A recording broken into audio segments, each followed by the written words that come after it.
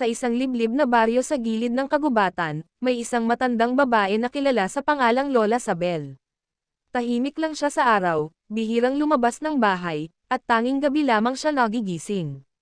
Ang mga bata sa baryo ay madalas niyang binibigyan ng tinapay o candy, pero laging may kakaibang takot sa kanya, lalo na kapag napapansin nilang laging may paniki sa bubong ng kanyang bahay.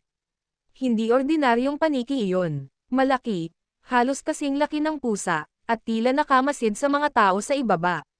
Kapag tumititig ito, parang may malamig na hangin na dumadaan sa batok mo.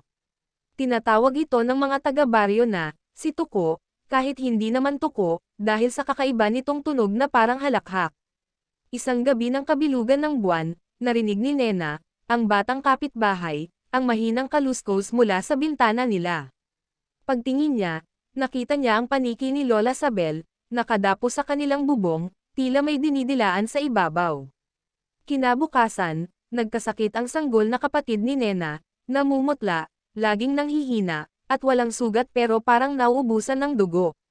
Dahil sa takot, nagtungo si Nena at ang kanyang ama sa bahay ni Mang Pilo, isang albularyo. Ayon sa kanya, hindi paniki ang alaga ni Sabel, iyon ay kanyang anino, kanyang tagapagpakain.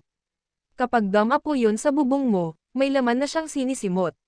Gabi-gabi nilang binantayan ang bahay. At sa ikatlong gabi, nang damapo muli ang paniki, sabay silang nagdasal at nagsindi ng insenso at bawang. Bigla silang nakarinig ng malakas na sigaw mula sa malayo, tinig ni Lola Sabel.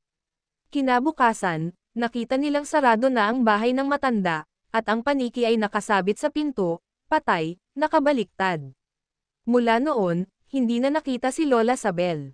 Ngunit tuwing bilog ang buwan, may naririnig pa ring pakpak ng paniki na dumadaan sa bubong ng mga bahay, at minsan, may aninong tila nakamasid mula sa dilim.